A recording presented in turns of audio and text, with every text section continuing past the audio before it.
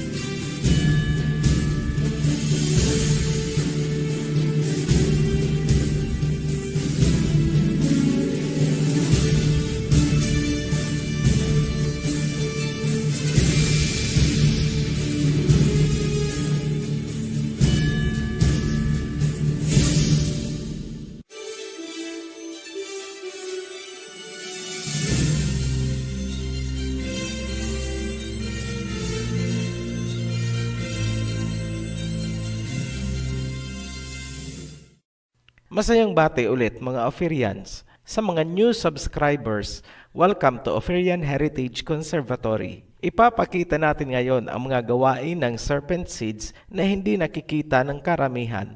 Tutuklawin na sila ng serpent seeds pero hindi pa rin nag-aalam dahil ayaw nilang tanggapin ang katotohanan ng Genesis chapter 3 verse 14 and 15.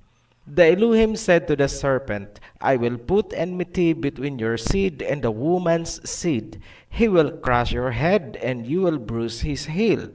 Hindi nyo makikilala ang serpent seeds hanggat patuloy kayong nagbubulag-bulagan sa katotohanang ibinabahagi ng Ophirian Heritage. Sa video na ito, malalaman nyo kung paano napasok at nakuha ng serpent seeds ang mga kaharian sa mundo mula pa sa sinaunang panahon. Bago natin ibigay ang karugtong ng nakaraang video ng Babylon series, magbibigay lang po tayo ng kunting patnubay sa mga baguhan. Mas maganda po kung gagamitin ninyo ang playlist na inihanda namin para kumpleto at tama ang pagkakasunod-sunod ng inyong panunuorin. Nasa description po ang link. Itong pinapanood nyo ngayon ay kalagitnaan na ng dalawang series. Para makasunod po kayo at maunawaan ito, kailangan pong napanood muna ang creation series mula sa simula. Tinutumbok po ng series ang Mystery Babylon at iba pang prophecies. Ang pinakapundasyon ng Revelation ay ang Genesis.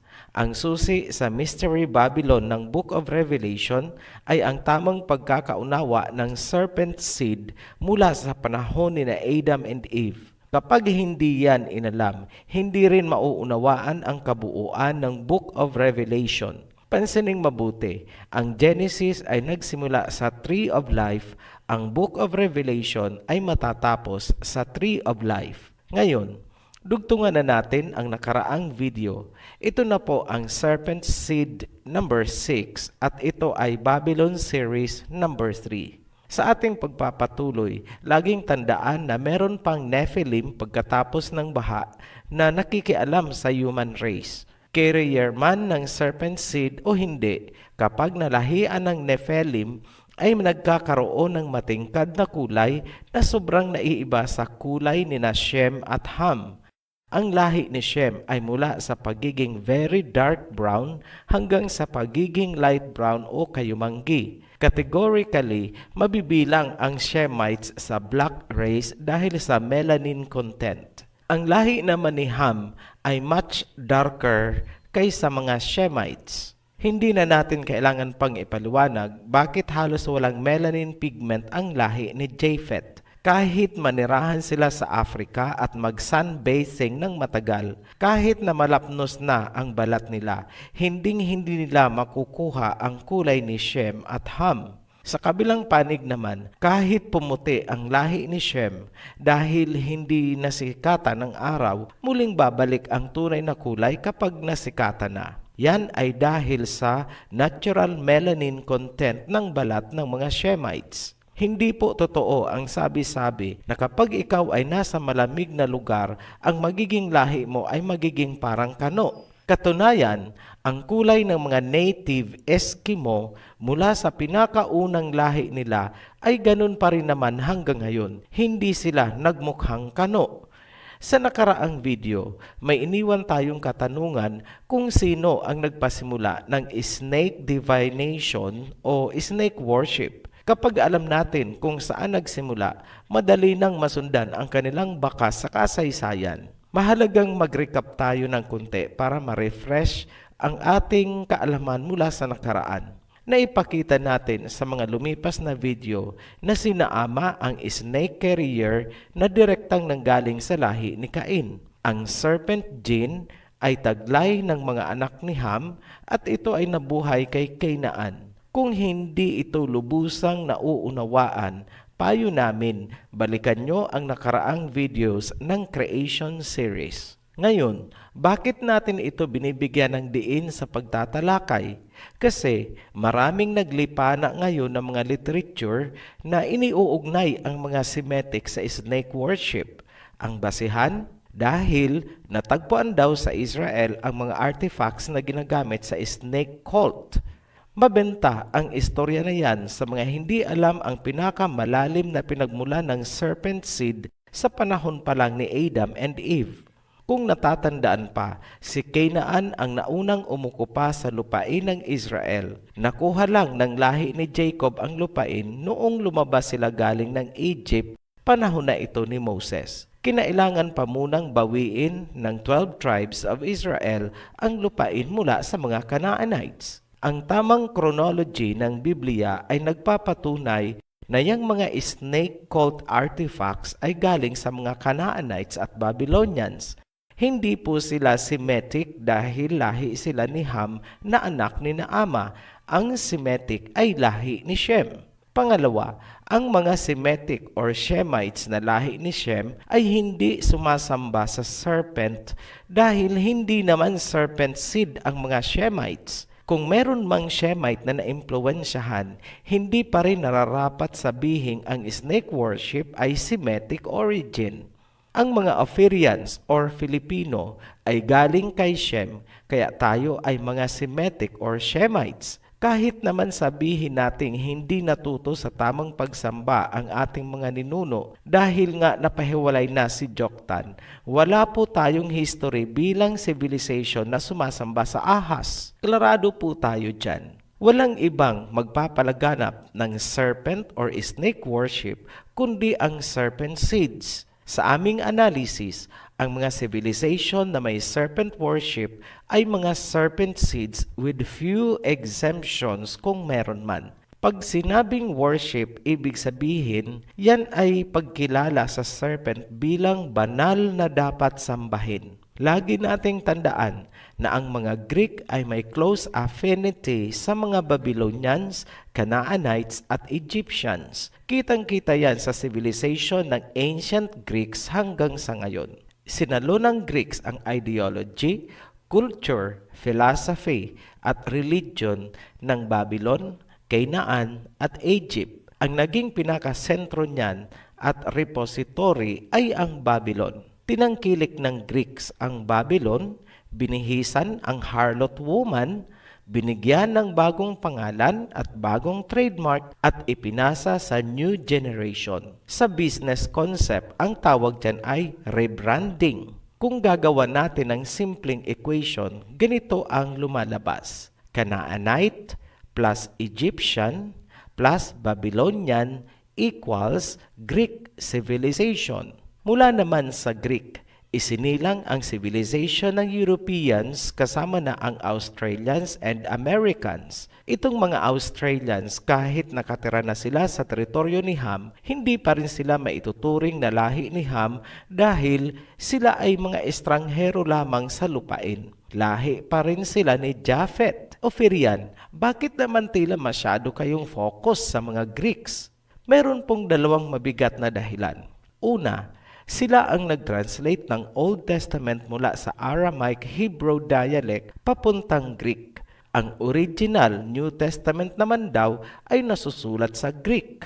Lahat ng iba't ibang versions ng Biblia na hawak ng iba't ibang relihiyon ay galing na sa kamay ng mga Greeks. Nararapat lang na busisiin ang laman ng Biblia, baka mamaya Greek gods and goddesses na ang sinasamba ng sangkatauhan. Ang pangalawang dahilan, bakit tayo nag-focus sa mga Greeks? Kailangan nating masundan kung saan napunta ang serpent seeds matapos malusaw ang kanilang pugad sa ancient Babylon. At saan naman sila pumunta noong nalusaw din ang ancient Greek civilization? Sino ang kumupkup sa harlot woman? Kapag nasundan, sakalang lilinaw ang sinabi sa sumpa na I will put enmity between your seed and the woman's seed, he will crush your head, and you will bruise his heel. Ibig sabihin, magkakaroon ng banggaan ang dalawang human race, serpent seeds versus seeds of the woman. Lagi pong mag-clash ang dalawang yan na sinimulan ng pagpatay ni Cain kay Abel.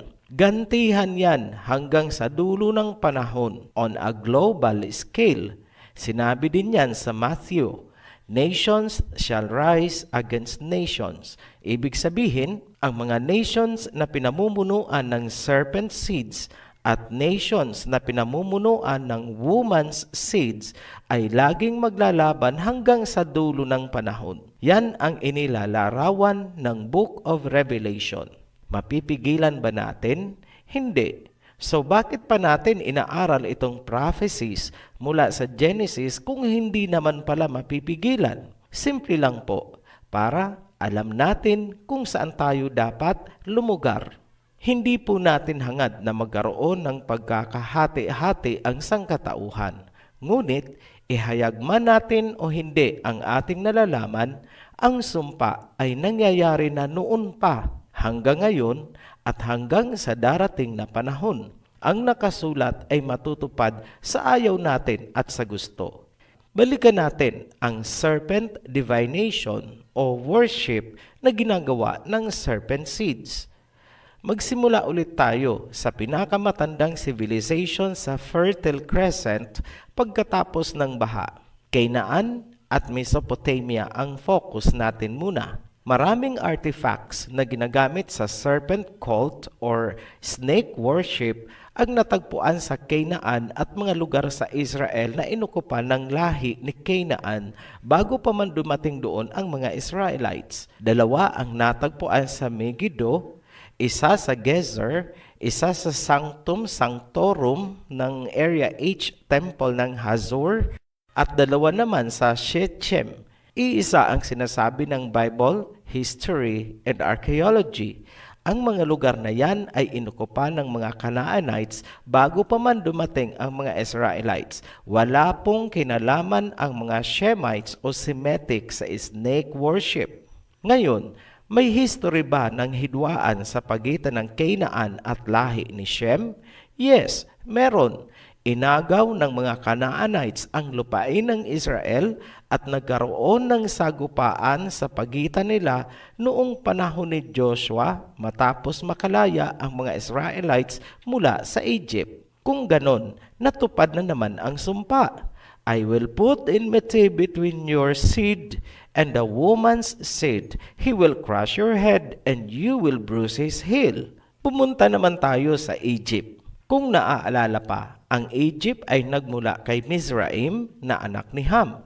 Ibig sabihin, kapatid ni Mizraim o Egypt si Canaan. Mga serpent seeds ba sila? Yes, dahil anak sila ni Naama. Kaya huwag kayong magtataka kung bakit inalipin ng Egypt ang Israel ni Shem habang inagaw naman ng Canaan ang lupain ng Israel.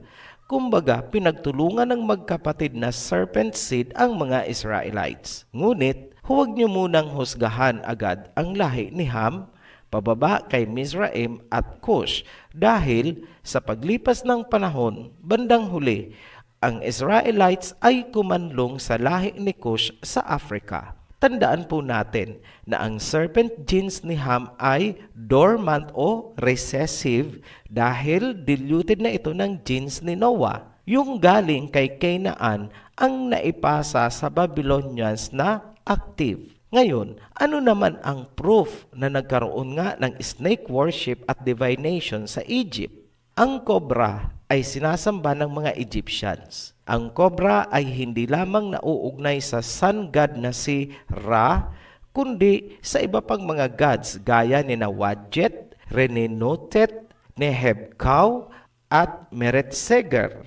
Sino si Wadjet? Siya ang patron goddess ng Egypt na kadalasang inilalarawan na isang snake na may ulo ng babaeng tao. Ang Per-Wadjet City ay dedicated sa pagsamba kay Wadjet at sa kanya rin ipinangalan. Ang simbolo ni Wadjet na tinawag na Ureus ay matatagpuan sa royal crown ni Ra at sa headdress naman ng Pharaoh.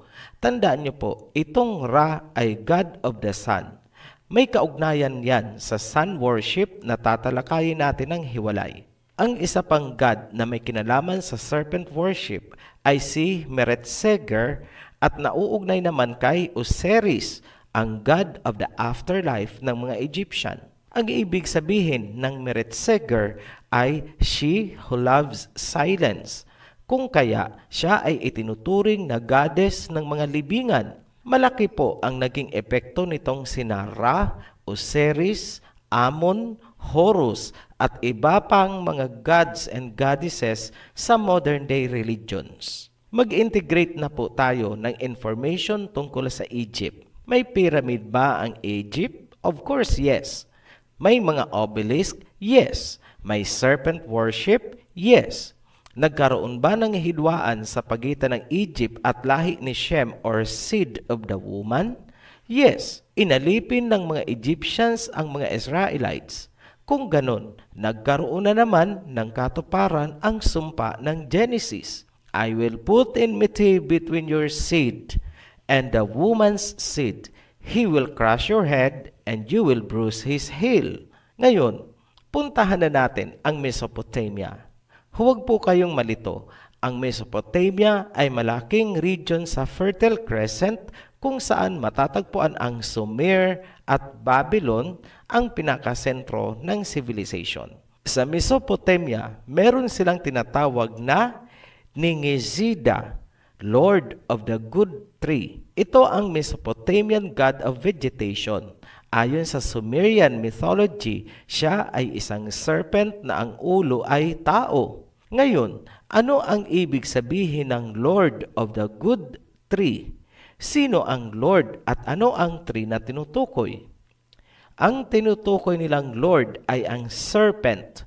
Ibig sabihin, ang tree ay ang tree of knowledge of good and evil. Ang essence ni Ningishida ang sinisimbolo ng Caduceus. Ano naman ang Anunnaki?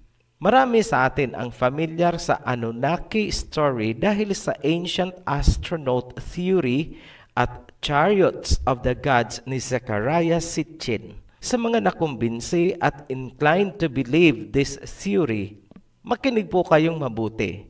Ito ang vital arguments ng Ophirian heritage. Sinasabi ng proponent nitong Anunnaki theory na mas kapanipaniwala ang Sumerian tablets dahil higit daw itong nauna kaysa Biblia. Ito ang sagot ng Ophirian. Totoo naman na nauna ang mga Sumerian at Mesopotamian tablets kaysa Biblia. Ngunit, hindi porket nauna at nasulat sa Sumerian at Mesopotamian tablets ay totoo na. Tandaan na ang Mesopotamian, Sumer at Babylonian civilization ay itinayo ng serpent seeds. Ang Babylon ay itinayo ni Nimrod. Questionable ang nilalaman ng Sumerian at Mesopotamian tablets dahil ginawa sila ng serpent seeds. Ngayon, bakit nauna ang Sumerian at Mesopotamian tablets kaysa Biblia? Kung natatandaan nyo, pagkatapos ng baha, sinimulan agad ng serpent seeds ang pagtatayo ng civilization. Mabilis nila itong napaunlad dahil dati na silang may blueprint o idea hango sa civilization ni Cain. Tinutulungan pa sila ng mga Nephilim na tinawag nilang Anunnaki. Ayon naman kay Helen Blavatsky sa kanyang librong The Secret Doctrine na inilimbag noong 1888, Ang mga Anunnaki daw ay reptilian race na nakipagmingle sa humans ng Lemuria na inilubog ng baha. Umaayon sa Biblia ang sinabi ni Blavatsky, ang Lemuria ay tumutukoy sa city ni Cain. Ang reptilian race ay ang serpent seed, ang baha ay ang Noah's flood. Pangalawang argumento tungkol sa Anunnaki theory, sinabi ni Sitchin na ang tao ay nilikha ng mga Anunnaki sa pamamagitan ng paglalagay ng kanilang genes or seeds sa unggoy. Ito ang sagot ng Ophirian. Ang mga Anunnaki ay hindi mga earthly creatures at sinabi nating sila ang mga fallen angels. Ang sinasabi ni Sitchin na inihalo ng Anunnaki ang kanilang genes sa unggoy para likhain ang tao ay ating tinututulan dahil ang reptilian o serpent seed na sinasabi sa Biblia ay nagmula kay Cain. Ngayon, ito ang synthesis ng Ophirian heritage. Sinusuportahan ni Blavatsky ang Biblia sa aspetong mayroon ngang lumubog na civilization at mayroong reptilian seeds. Sinuportahan naman ni Sitchin ang Biblia sa aspetong merong out of this world na mga entity na nakialam sa human race. Hanggang dyan lang ang tinatanggap ng Ophirian heritage dahil yan ay matatagpuan din naman sa Biblia. Bakit mahalagang aspeto ang kwento ng Anunnaki sa usaping serpent seed at serpent worship? Yan ay dahil itinuturing ng Sumerians na si Enki ang serpent sa Garden of Eden na lumikha daw ng tao. Ibig sabihin, inaamin ng mga Sumerians, Babylonians at Mesopotamians na galing sila sa serpent. Ang active serpent seeds sa Mesopotamia ay galing na kay Canaan. Kung susundan mo ang genealogy, galing sila kay Ham, ang nanay ni Ham ay sina Ama at sa taas din na Ama ay si Cain. Balikan natin ang mga Anunnaki. Ipinasa ni Enki ang kanyang kapangyarihan kay Marduk. Si Marduk at ang kanyang alagang serpent na Muskusyo ang sentro ng serpent worship ng Babylonians. Si Marduk din ang naging national god at patron ng Babylon. Yan, luminaw na kung paanong nagkaroon ng serpent worship ang Babylon, Mesopotamia at Sumer. Ngayon, paano ginagawa ang serpent worship at festivities sa Babylonian civilization? Kada taon, ang priest ay nag-aalay ng 2 carved snake sa god of wisdom na si Nabu sa Itemenanke Ziggurat.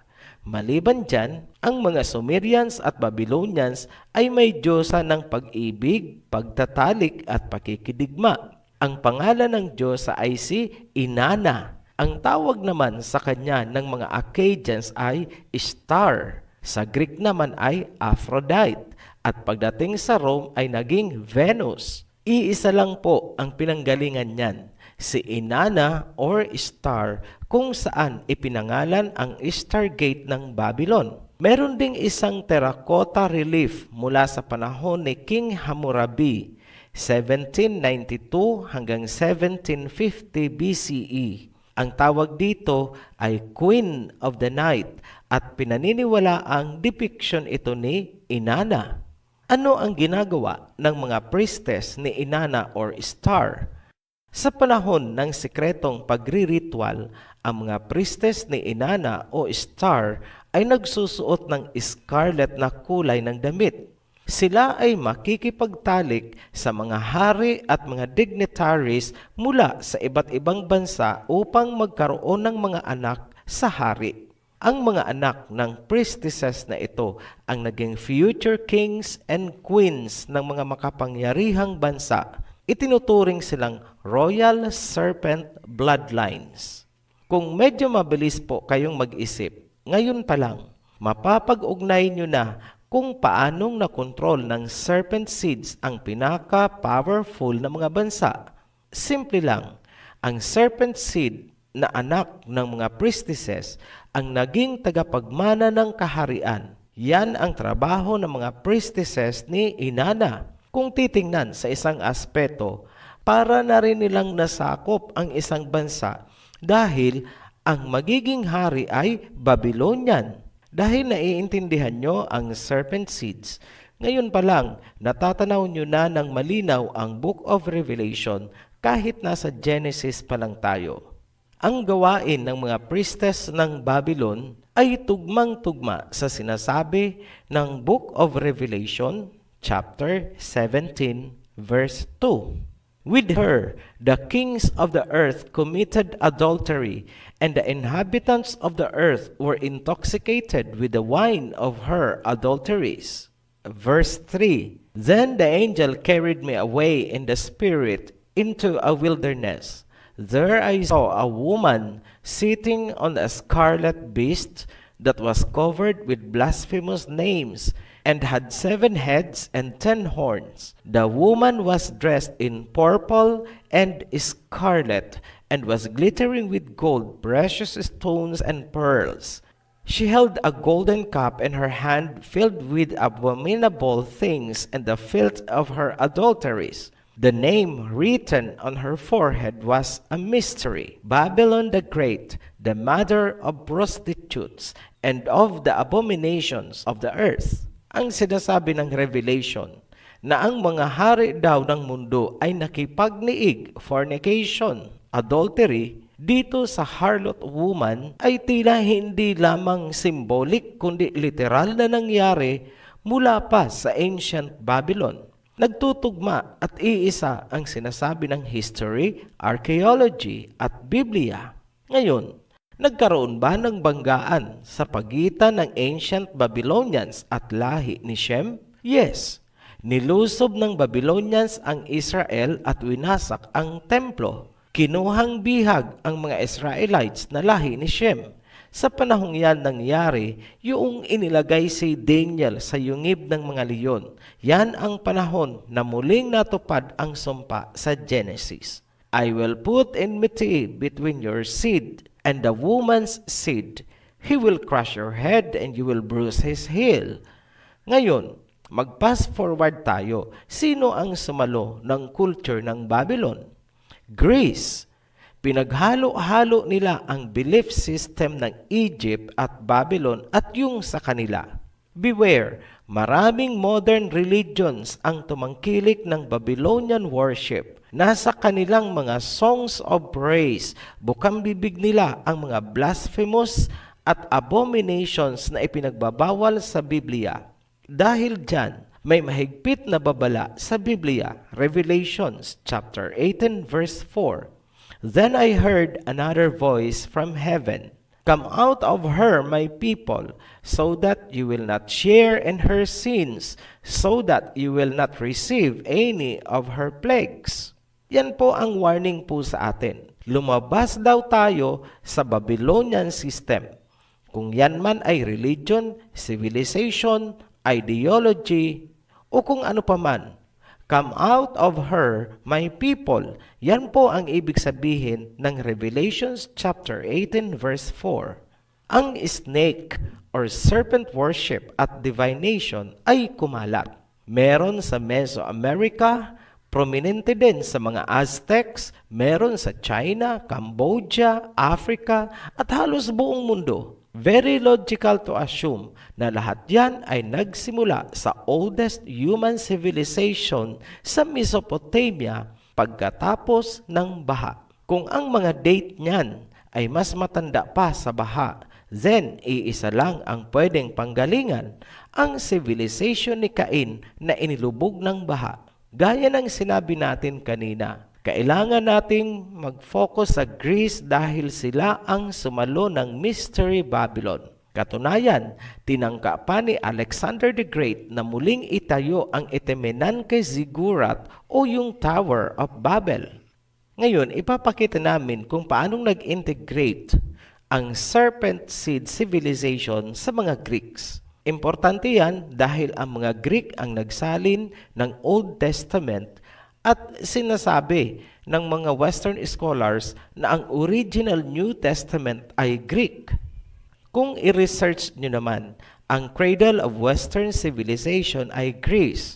Ang Minoan civilization ang pinakauna at advanced civilization ng Europe. Ilalahad namin ang serpent worship ng mga Greek at pagkatapos may ipapakita kaming isang pangyayari sa Biblia na sobrang Greek ang pagkakagawa. Ang Greek oracles ang nagpatuloy ng tradisyon na pagsamba sa Egyptian cobra goddess na si Wadjet. Huwag pong kalilimutan na Egypt at Babylon ay iisa lamang kung pag-uusapan natin ang snake worship. Kung ano ang meron sa Egypt, yun ang nagsimula sa Babylon ni Nimrod. Isang napakapopular na pangalan sa ancient Greece ay si Alexander the Great at ang kapatid niyang si Cleopatra. Ang nanay nila ay si Olympias na asawa ni King Philip II noong 357 BCE. Si Olympias ang naging Queen of Macedonia. Ayon kay Plutarch, isang 1st century AD biographer, si Olympias ay isang debotong miyembro ng cult of Dionysius na sumasamba sa ahas. Kilala si Olympias bilang isang mahusay na snake handler sa ancient Greece. Ayon mismo kay Olympias, ang ama ni Alexander ay si Zeus na nag-anyong serpent o snake. Ang kwentong yan ay pinaniwalaan ni Alexander dahil ganyan din ang sinabi sa kanya ng isang Egyptian oracle. Sinabi natin sa naunang video na ang serpent civilization ni Cain na muling binuhay ni Ama pagkatapos ng baha ay nasusuklam sa Creator at sa seeds of the woman. Gagawin nila ang lahat ng abominations, blasphemies, at panlilinlang sa mga tao bilang pagre-rebelde sa Elohim. Gumawa din sila ng sariling version ng creation, at ang bida ay ang serpent. Nabanggit na namin yan sa nakaraang video, ngunit bilang pagbibigay diin sa ginagawa nilang snake worship, muli naming babanggitin dito.